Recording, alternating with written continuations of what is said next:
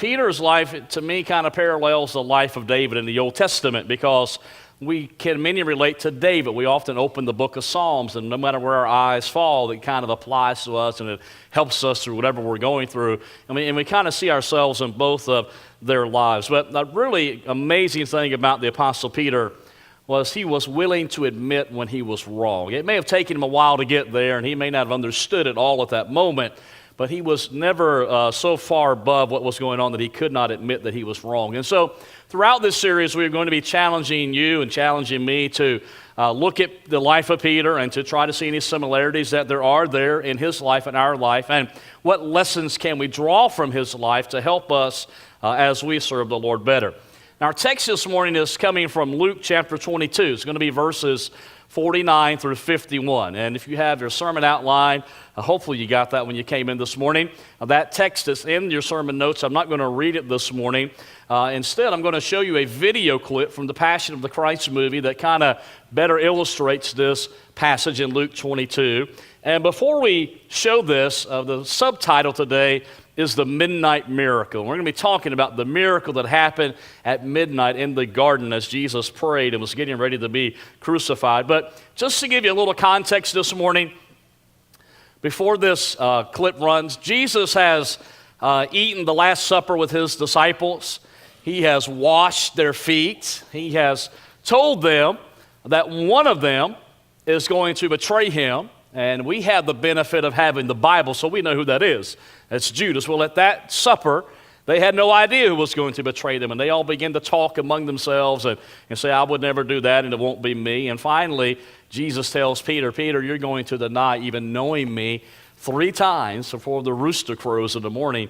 You're going to deny that you even know who I am. And Peter adamantly denies this and says, no, Lord, I will die for you. I'll go to the grave. I'll go down fighting for it. He says, no, Peter, you're going to deny me. And then we know that Jesus leaves the upper room where they had the Last Supper and all these events had taken place, and they go to the Mount of Olives, him and some of his disciples.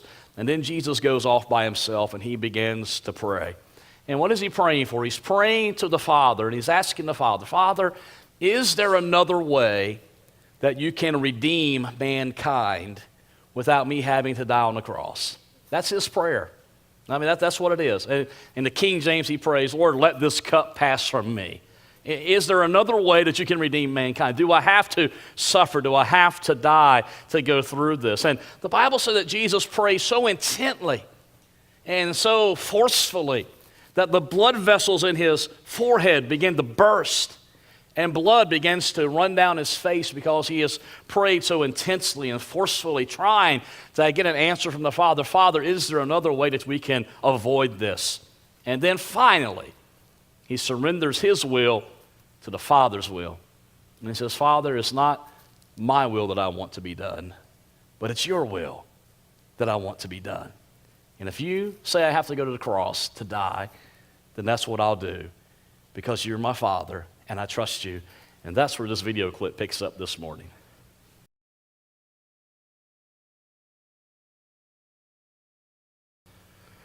It was around midnight in Gethsemane. Jesus had been praying alone in the distance. His disciples see flickering lights coming toward them as a group of soldiers who was led by Judas was coming to take Jesus. And everything happened quickly. There was a brief conversation. There was a kiss on the cheek, and the soldiers step in to take Jesus away. And in the darkness and in the confusion of that moment, Peter knows that he has to do something to help his master, something to protect Jesus from what is about to happen to him. So he begins by grabbing his sword and swinging it wildly, not swinging at anybody in particular. He just wants to find somebody with his sword. And finally, his sword finds its mark, not killing a soldier, but instead he cuts off the ear of the high priest's servant. No doubt this servant fell to the ground, maybe screaming in pain, or perhaps he was frozen in shock. I'm sure there was blood spurting out of the hole where his ear used to be. And I'm sure the soldiers are ready to kill Peter, but Jesus steps in, touches the servant's ear, and heals it instantly. And just like that, the crisis is over. This event must have made a tremendous impression on the disciples because this little incident is recorded in all four of the Gospels. Matthew, Mark, Luke, and John all record this event. It is only John who tells us that it was Peter who swung the sword and that Malchus was the servant's name. And only Luke tells us that Jesus healed the servant's ear. And it's amazing when you think about what happened that night, the betrayal and the arrest. But the disciples never forgot what happened to this servant named Malchus. And if this event was important enough for Matthew, Mark, Luke, and John to all write about it in their Gospels, I am positive there are some lessons that you and I can learn from this event today that we can apply to our lives here in the 21st century. And so it may help us to ask the question this morning, how does a follower of Jesus react when it appears that all is lost? And I wonder this morning if you've ever been in a situation that seemed hopeless, found yourself in circumstances where it appeared that everything was lost. No matter what you do, no matter what you've done, no matter what you tried, it's hopeless, it's lost. You just want to throw up your hands and you want to quit. And so if you find yourself in those situations today, if you find yourself in those circumstances, how should we react as a follower of Jesus Christ? And I think this story gives us several answers to that question. And specifically, if we could even narrow this down even more today, I want to talk about 4 ways to react righteously. And there's the key word. How to react righteously when it appears that everything is lost in your life. And here's the first thing I want to tell you. When it appears that everything is lost, I react righteously by refusing to give in to impulsive anger. I refuse to give in to impulsive anger. Now, we can easily understand Peter's desire to fight back. In the confusion of the late night, it's midnight, he saw his master being arrested, and he wants to fight back. And who can blame him for wanting to fight back? So grabbing his sword, he cuts off Malchus' ear. And I have no doubt whatsoever that Peter meant to behead this man.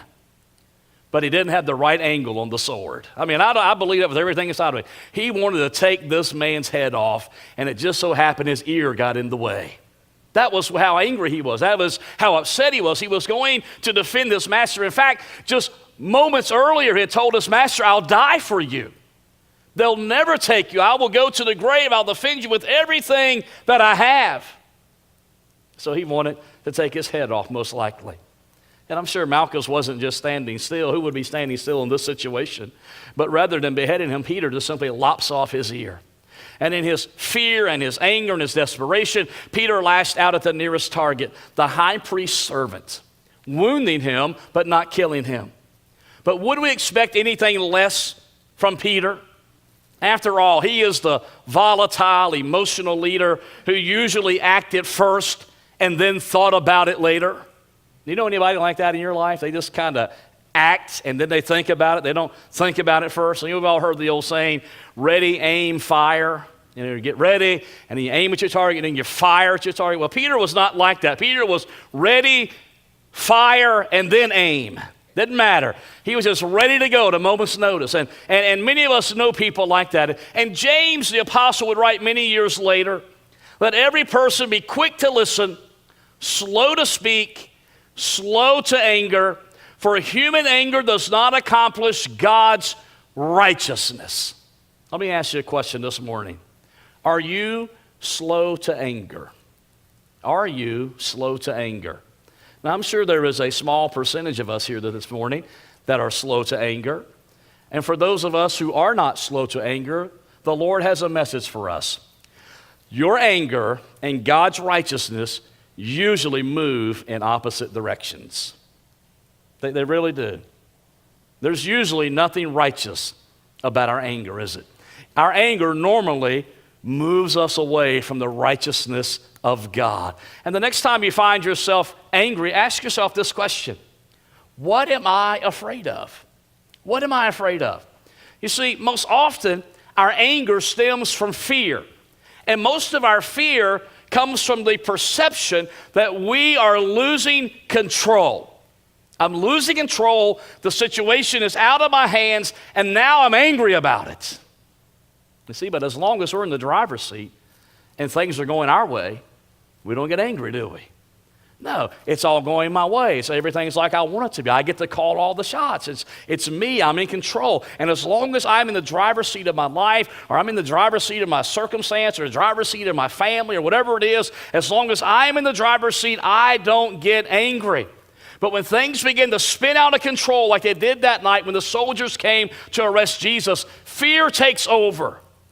And it's only a short step from fear to impulsive anger, which can lead to all kinds of sins. In fact, if you were to go to the jails and prisons around the country today, I bet you would talk to many men and women who would say, I got angry, it was an impulse, I didn't mean to pull the trigger, I didn't mean to stab with a knife, I didn't mean to run them over with the car, it was just in a moment of heat and anger and impulsiveness, I didn't mean it. I lost control. And if you live your life with impulsive anger, you will leave a trail of hurt and damaged people behind you wherever you go. And if we are the children of God and the people of God, we must learn to react in situations and circumstances that I will not react with impulsive anger in this situation. The second thing we learn from Peter's life is that sometimes we have to choose to lose rather than win through brute force. Now, losing is not a popular idea, is it? Especially in our American culture. I mean, none of us began a race or began a contest with a thought in mind, I'm going to lose this contest, and I'm okay with that. No, we do our best not to lose. We run hard, and we play hard, and we do everything we can in order not to lose. Former professional football player Chris Carter was asked one time why he tried so hard to beat his wife in tennis. And here's what his reply was. If winning isn't important, then why do we keep score? You know, we were talking yesterday at our men's breakfast, and I think Brother Steve was saying this. When his kids were young, he said, I didn't let my boys beat me at sports. You know, and a lot of times we parents will let our kids beat us, maybe when they're little kids. He said, I wanted them to know that you don't win all the time in life. Sometimes you have to lose in life. You don't always win. You don't always get your way. And this could be a problem that we have with many people today, is that they're always used to getting their way, and they're always used to winning. But listen, sometimes in life you lose. And sometimes when you serve the Lord, you choose to lose rather than winning through brute force. But we all want to be on the winning team. That's why millions play fantasy sports. And nothing seems more un-American than choosing not to lose. But that's precisely what followers of Jesus are called to do sometimes.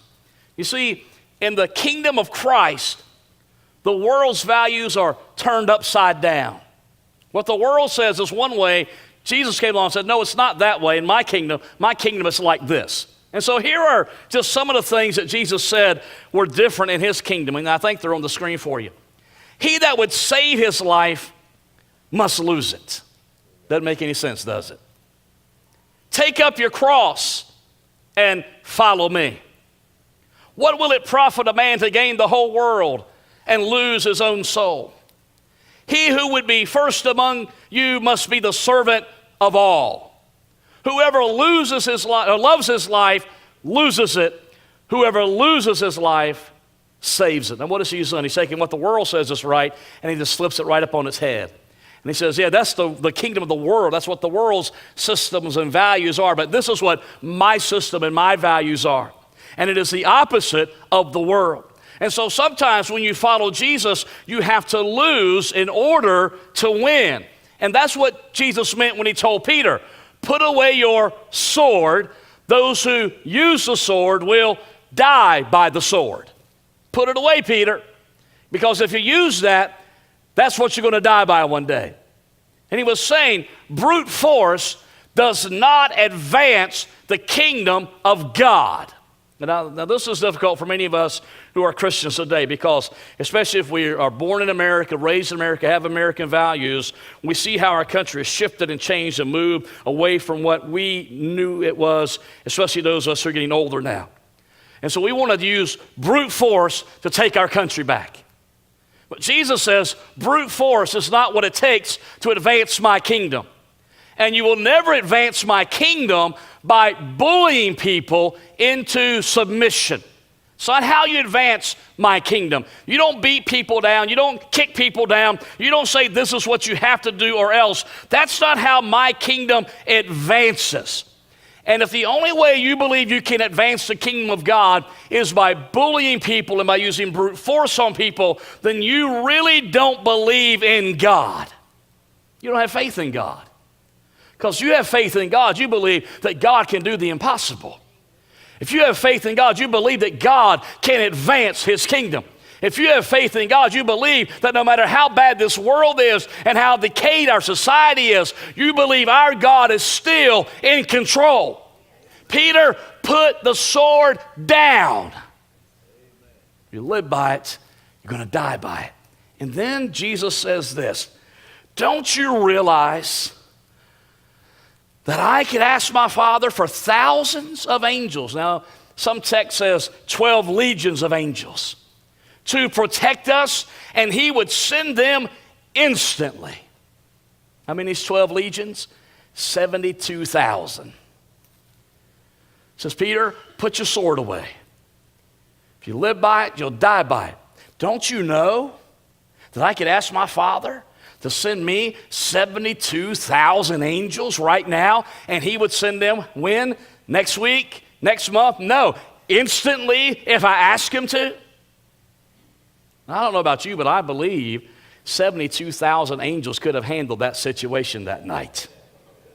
I believe that. And here's what else I believe. This is not in my notes, and this is not my topic today, but I do believe that God has angels standing at the ready for us, that he can release into your situation and into your problems and into your worries, and he can release into your life, and those ministering angels will come and help you and bless you in that situation. Don't you ever give up on God. He's standing ready, and he can instantly help me when I need it. Instantly. Some of you here this morning been losing sleep, been worried, got ulcers, can't walk the floor all night. You've been crying all week because there's a problem in your life. Don't you know that God is able? Don't you believe that God can do it? Don't you have faith in God? That if he says the word, that it can change just like that? That's what he's telling Peter. Peter, you don't have faith in me. You don't believe in me. But I could call for 72,000 angels, and they would come and help me. But what did Jesus do? He didn't call for one angel, did he? Because he knew that his arrest and his trial and his crucifixion were necessary to fulfill the plan of God. It had to happen this way. But I don't blame Peter for not understanding this. I mean, it's after midnight. Now, some of you are like me. You're night people, aren't you? And you can stay up to 11, 12, 1 o'clock in the morning. Some of you just night people. That's just your thing. And others of you are morning people. And for those of us who are night people, we don't particularly like you morning people. But we have to deal with you because we have to get up in the mornings also. And you're all chipper and happy and blah, blah, blah, blah, blah, and we could care less about that. But if you come around us at midnight, then we're happy people, right? So we kind of got all opposites in here today. But some of you at midnight, you're a little cranky, aren't you? What didn't bother you at 9 o'clock bothers you at midnight. What didn't get on your nerve at 8 o'clock gets on your nerves at midnight. You just get a little out of sorts the more tired you get. And I can imagine this is how Peter was. See, it's after midnight. He's tired, he's distraught, he's confused, he's angry, he's worn out, he's upset, he's in despair, and he simply wants to do something, anything that I can to rescue Jesus. But Jesus didn't need his help. I'm going to tell somebody this today. Jesus still doesn't need your help. You've been trying to help him to work out your situation. He doesn't need your help. Well, I better just tell the Lord what's going on down here and how bad. He knows how bad it is. He knows what's going on. Well, if I just explain it to him this way, maybe he'll react. No, he doesn't need your help. He's the Son of God. He was there at the beginning of the foundation of the world. He said, I have all power and I have all might. I've got it all. I don't need your help. Jesus kind of reminds me of my wife's 96 or 7-year-old aunt. I'm not sure, 98-year-old aunt, Aunt Vera. She lives down in Martinsville, Virginia. She's 98 years old, still has a small garden she takes care of. She's country, so she still walks out and burns her trash in a barrel. She washes her clothes. Her washer and dryer is downstairs. She runs up and down with a clothes basket, washing clothes and drying clothes. Amazing. I went to help her one day. We went to the cemetery and went to help her step across a little culvert there. And I took her arm and said, here, Aunt Vera, let me help you. And she said, I don't need your help. And she likes me, but that's how she responded to me. And I wonder sometimes if the Lord isn't just saying, I don't need your help. Just trust me. Just believe in me. Just have faith in me. Put the sword away. Put your ideas away. Put your plans away. And just trust me. And if I want to call 72,000 angels, I'll call 72,000 angels. But I've got to fulfill the Father's plan in my life. And I don't need your help. Wow. J.C. Ryle said it this way. I love it. He did not die because he could not help it. He did not suffer because he could not escape. All the soldiers in Pilate's army could not have taken him if he had not been willing to be taken. They could not have hurt a hair of his head if he had not given them permission. That's the God we serve. That's the Savior Jesus that lives inside of us. He didn't need Peter's help. He didn't need the angels' help. And he sure doesn't need our help to fulfill what's got to be done. And I know this is the opposite of what the world teaches. But when you lose with God, you win for yourself blessings that the world cannot match and the world cannot understand. Peter, it feels like you're losing tonight. I know it. But put the sword away. I've got it under control. And some of you this morning, the Lord may be speaking to you right now saying, listen, I know it feels like you're losing. I know it feels like you're going under. But trust me. Just trust me. Don't give up on me. I'm still in control. The third thing we see in this story is that we must rely completely on Christ's supreme power rather than our own power. Sometimes we just have to let go. And that is hard for most of us, is to let go of things. But listen, letting go doesn't mean that I'm giving up. And letting go doesn't mean just passively sitting by while the world takes advantage of me. Here's what I believe letting go means. Let me just read these to you quickly. Letting go means giving up the right to always be in control. How many know somebody like that? They always got to be in control. Maybe you're that person. You've always got to be in control. But letting go means, listen, I'm not in control now. I give up the right to be in control. Letting go means that you admit that you're not calling all the shots. Letting go means that you will not manipulate other people. Letting go means admitting that you do not have all of the answers. Letting go means that you yield your emotions to the Lord. And finally, letting go means that you resign your position as the boss of the universe. And some of you are the boss of the universe, aren't you? Well, at least your universe. Yeah. I'm the boss of my universe. You know, in our couples class, Chip's been teaching a class there on the video series, and he said, if you're a man and you stick your chest out and you say, I'm the man of this house, then that means you're not the man of that house. Because a man of his house doesn't have to stick his chest out. And if you walk around saying, I'm the boss of the universe, this is my domain. People do what I say. You move when I say move, and you do what I say. No. I surrender. I surrender that to God and say, you know what, Lord? Why do I want to live and exist in my own power when I can live and exist in the supreme power of the God of the universe? If anybody can stick his chest out, the Father can stick his chest out because he is the God of the universe and he is the boss of the universe, not me.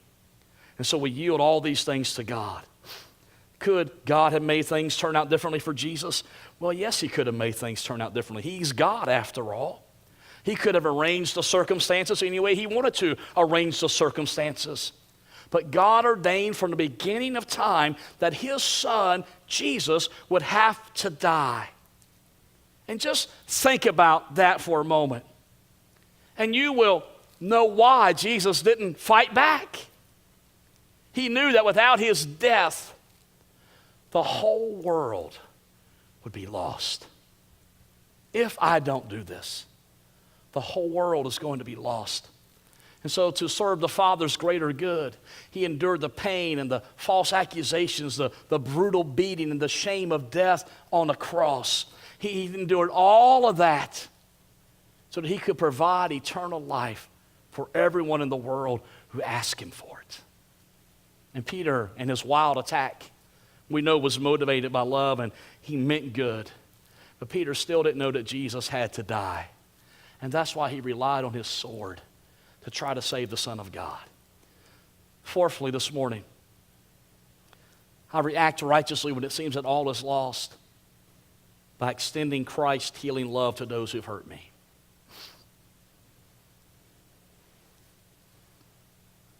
Probably, if we were to ask you the question this morning, how many has ever been hurt by someone in your lifetime? Probably every hand would go up in this building. That's just the reality of it. Some of you have been hurt in churches you've attended in the past. Maybe you've been hurt in this church. I don't know. Some of you have been hurt by family members. You've been hurt by friends. You've been hurt by coworkers. You've been hurt by your boss or supervisors. You've been hurt by neighbors. It's just the reality of life. We all go through those seasons where we're hurt and we've been wounded by someone in some way. And so after Jesus rebukes Peter for attacking the servant, Jesus performs an unexpected miracle, and he restores the servant's ear. And it's unexpected, not because Jesus healed him. That wasn't the unexpected part. Not that Jesus couldn't heal him, because we know throughout the Gospels, Jesus healed people repeatedly. He brought people back from the dead. He did great miracles. But it was unexpected because Jesus heals a man who had joined a group to come to arrest him and ultimately kill him.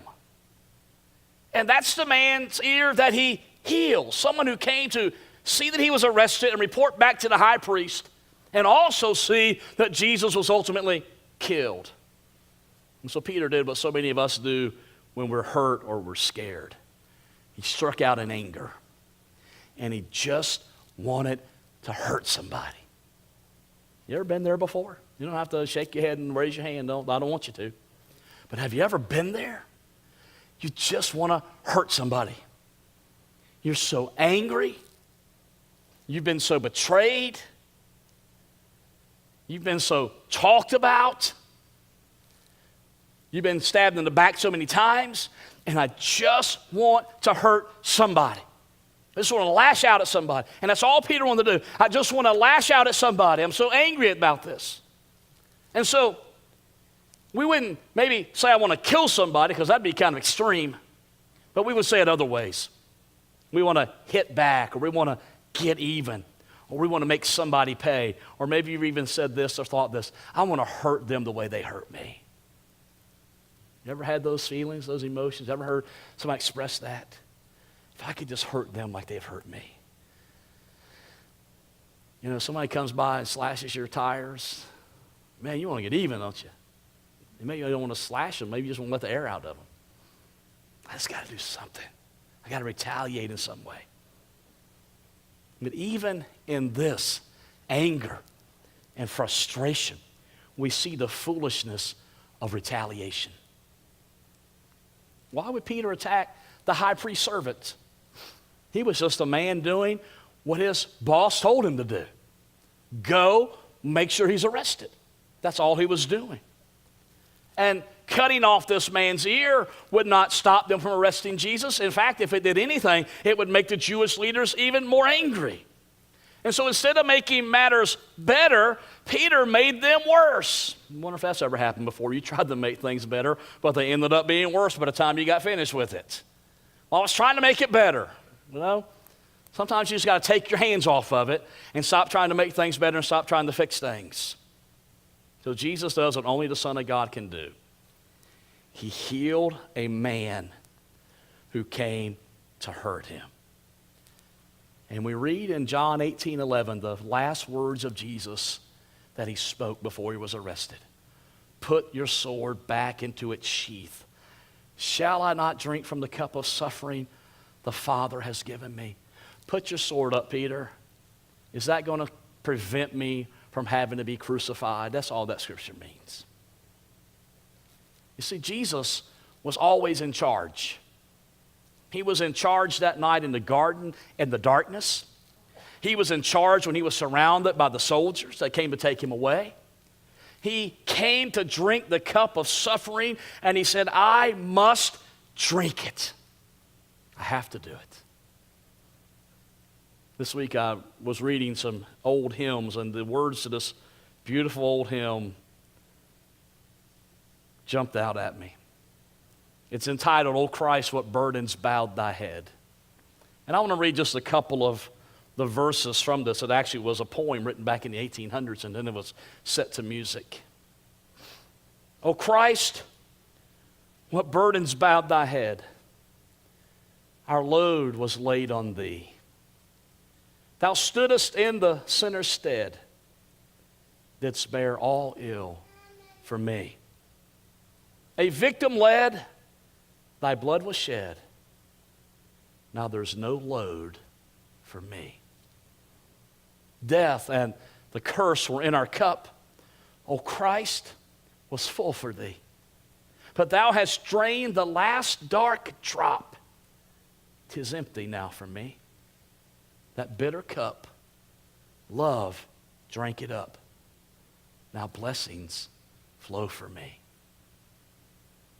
If you go and read, I think about 6 stanzas in that song. It basically is simply this. Because Christ did this, now I'm like this. Because Christ came and took all my burdens, now there's no load for me to have to carry. Because Christ came and drank the curse of death, now blessings flow for me in my life. Off Jesus goes into the night. His disciples are running in every direction. Peter is following from a distance, the one who said, I'll never forsake you and I'll never leave you. The hands of Christ are bound. This man who has never hurt anyone in his life is guarded and he's treated like a common criminal. And in less than 12 hours, he will hang on a cross for us.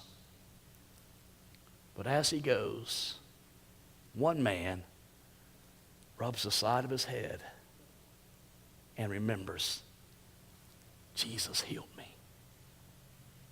He healed me. Matthew, Mark, Luke, and John remembered it. And I'm sure Malchus remembered it to the day he died. That man, Jesus, healed me. We don't know the stories he told. We don't know the people he witnessed to about it. We don't know how he shared that story. But we know this much. He remembered that Jesus healed him. In fact, this will be the last physical miracle of Jesus on the earth. The healing of the servant's ear. Jesus never physically healed anyone again, ever, on earth while he was here.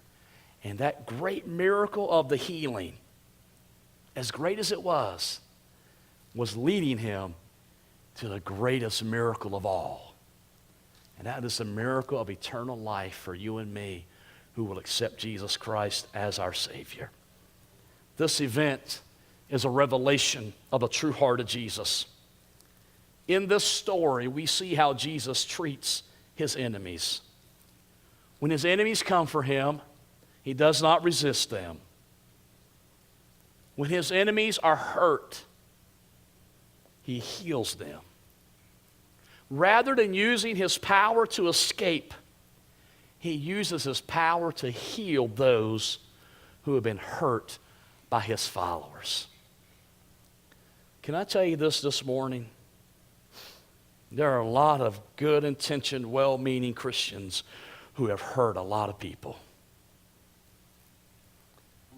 They've said things and acted ways, and they've judged, and they've criticized, and they've put down, and they've talked about. Can I tell you this? There was no one fit to judge anyone except God himself. He is the only one fit to judge. But there is a high possibility that you will come in contact with some people who have been hurt by other Christians. And it is imperative upon us as the followers of Jesus that we do everything within our power to help heal the hurts of those who have been wounded by other followers of Jesus. It's imperative that we do that. I can't tell you how many people I talk to who don't want to go to church, don't want to be in church because they got hurt, because they got wounded, because they were judged and criticized and talked about. Listen, we need to extend love to those people. Extend love to them. And let's show them the kind of love that Jesus showed that night. I will not resist my enemy. In fact, I will heal the one who came to see me arrested and to see me crucified. I'll extend that to him. And so as you think about what I've said this morning, as we begin to wrap this up, I wonder if there's any similarities between your life and Peter's life. I'm just going to talk about these 4 things briefly. First of all, do you struggle with anger? I don't expect you to admit that to me this morning, but I just want you to think about it. Do you struggle with anger? You know, it's easy to come into a building like this and be nice and pleasant and kind and respectful, shake people's hands, hug somebody's neck. But what does your spouse see when you get in the car? How do your kids see you reacting at home? What are the words they hear coming out of your mouth? How do they see you react when you are in a situation that isn't going your way? What's the language that comes forth out of your mouth? So maybe you're here this morning and say, you know what, Pastor Atkins, I have a problem with anger. And I don't want to admit it. So I'll get angry if I have to admit it, John. But I've got a problem with anger. And I really need the Lord to help me with that. You throw things and yell and carry on. It's not what Jesus did that night. It's not how I responded. Or maybe you're here and you say, you know what, Pastor Atkins, I always have to win. No matter what it is, I have to win. No matter who it hurts, no matter what it costs or who it costs, I have to win. Listen, if you always have to win at whatever it is, then you're living by the world's values and not the kingdom of Christ's values. If you always have to win. And you recognize there's going to be times in my life that I'm going to lose. Or maybe you're here today and you're trying to be the boss of your universe. You refuse to give up control. You refuse to admit that you don't know it all. And rather than relying on the power of Christ, you're relying on your own power. Let me ask you a question this morning. If you're relying on your own power to figure everything out and be your own boss, how's that working out for you so far? You're still in the same mess you were in. You still got the same problems you had. You're still struggling with the same things you always struggled with. It's not working out so well, is it? But if you will give over power and control to Christ, He will help you. And finally, this is probably the most difficult thing we talked about today. Who is it in your life that has hurt you in your past that you need to extend the healing love of Christ to? Who is it? Who is that person? Who are those people that every time they come around, you pull out your sword and just start swinging that thing? And you don't want to cut off their ear. You want to decapitate them because they've hurt me so bad. They've hurt me. And so, well, what do you mean by that, Pastor? I said, well, not a literal sword, but figuratively speaking.